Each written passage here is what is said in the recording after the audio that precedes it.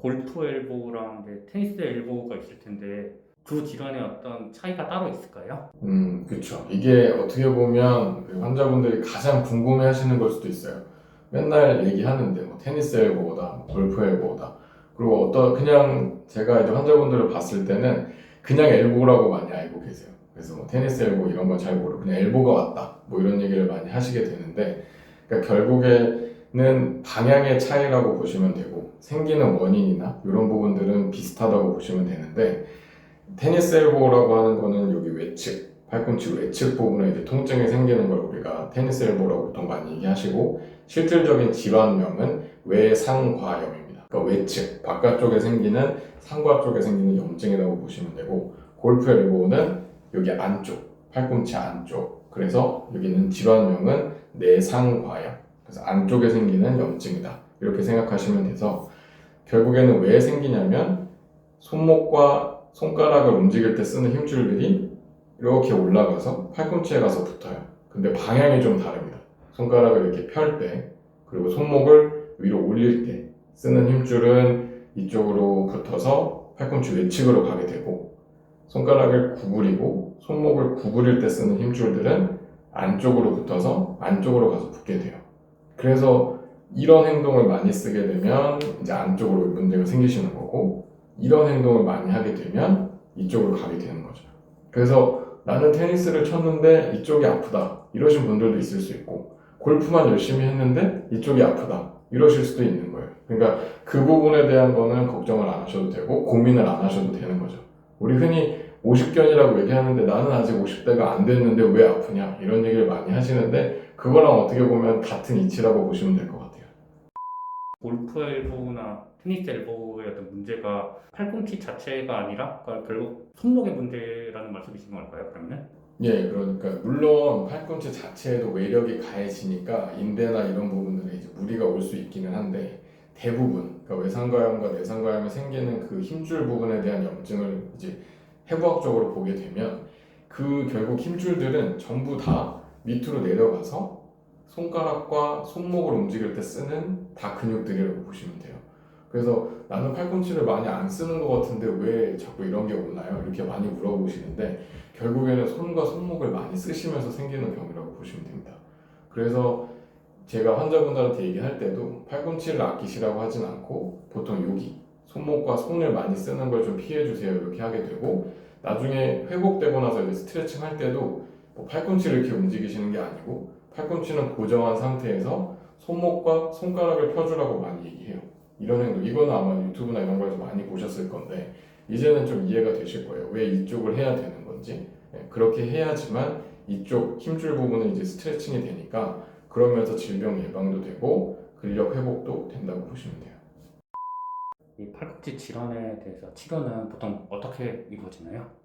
그래서 이 테니스 엘보나 골프 엘보는 아까 설명드렸듯이 일단 처음에는 많이 씀으로 인한 염증으로 많이 생긴다고 보시면 돼요. 그래서 처음부터 뭐 MRI 찍자거나 뭐 수술을 하거나 그러실 필요는 없는 거고, 처음에는 그 염증을 가라앉히는 치료를 하시면 됩니다. 그 염증 가라앉히는 치료가 이제 먹는 약도 있고, 우리 많이 들어보셨을 체해 충격파 물리치료가 있을 수 있고, 그런 게 좀 조절이 잘 안 되는 경우는 주사치료나 이런 걸로 염증을 가라앉혀 볼 수가 있어요. 근데 이게 염증이 자꾸 반복이 되고 그렇게 되면 그 힘줄에 생긴 염증 부분이 이제 힘줄을 망가뜨리게 되는 거죠. 그래서 힘줄 손상까지 오게 됩니다. 그래서 가벼운 힘줄 손상일 때는 뭐 아까 설명드렸던 그런 관절 내시경적 치료라든지 이런 걸로 힘줄을 약간 다듬고 나오거나 이런 치료가 될 수 있고, 근데 이미 너무 심각해서 그 힘줄 부분이 이제 파열이 오고 그 이후로 이제 순차적으로 팔꿈치를 잡고 있는 인대 부분이나 이런 부분까지 손상이 오게 되면, 그때는 이제 어쩔 수 없이 피부 절개나 이런 걸 통해서 손상된 부위를 한번 싹 긁어내고 다시 제대로 붙일 수 있는 그런 수술적인 치료를 하게 돼요. 그래서 이 환자분이 그런 수술을 한 경우인데, 그래서 MRI를 이제 보여드리면 이 환자분이 계속적으로 통증이 있으셨고 팔꿈치 통증이 심해서 저한테 오셨던 분이고, 저한테도 이미 한 2차례, 3차례 정도는 주사 치료를 했었어요.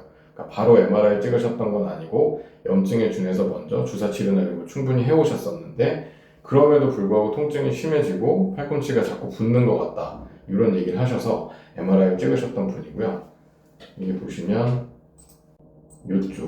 이쪽이 외측, 아까 제가 말씀드렸던 그 테니스 엘보 얘기했던 그 부분이라고 보시면 되고, 여기 안쪽 튀어나와 있는 여기가 우리 내상과염이라고 얘기했던 그 안쪽 부분이라고 보시면 되는데, 상대적으로 딱 보시면 여기는 뼈 구조물 밑에 붙어있는 힘줄이 굉장히 균일하고 깨끗하게 붙어 있다고 보시면 됩니다.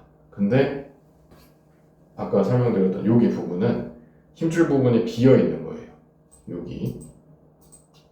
여기 부분이, 나머지 힘줄 부분이 이 뼈에 탁 붙어 있어야 되는데 이미 어느 정도 손상이 진행이 돼서 거의 대부분의 힘줄 부분이 들려 있다고 보시면 되죠. 그러면 이쪽 근육을 쓰거나 할 때마다 계속 통증이 생기게 되는 거고, 순차적으로 제가 인대 손상까지 온다고 말씀을 드렸는데, 이 외측의 측부인대라 그래서 팔꿈치를 잡을 수 있는 인대가 있는데 그 구조물까지 같이 다치게 됩니다. 이런 경우에는 사실 내시경적 치료를 하더라도 그렇게 크게 효과를 못 보실 수가 있게 되고, 이렇게 되면 피부 절개를 통해서 이쪽 떨어져 있는 힘줄 부분, 이 부분을 한번 싹 긁어내고 다시 이쪽 뼈에 붙여주는 그런 수술을 하게 되는 겁니다. 그래서 골프 엘보나 테니스 엘보, 요거는 상당히 많은 질환이고 환자분들도 재발도 또 잘하고, 왜냐면 손이나 손목을 우리가 안 쓸 수 없기 때문에 직업적으로도 좀 그러실 수 있고, 또 운동을 좋아하시는 분들이라면 약간 달고 사는 그런 느낌처럼 이제 오실 수가 있는데, 제대로 치료를 잘 하시고 통증이 좀 좋아진 상태에서 스트레칭이나 근력 운동을 적절하게 순차적으로 잘 진행을 하시면 재발되는 기간을 충분히 늘릴 수 있습니다. 그러니까 어느 정도 만족되는 선에서 충분히 생활을 하실 수 있기 때문에, 이거 뭐 주사 맞고 잠깐뿐이더라, 또 금방 생기더라, 이런 걸로 이제 고민하지 마시고 병원에 오셔서 적절한 치료를 받으시는 게 좋을 것 같습니다.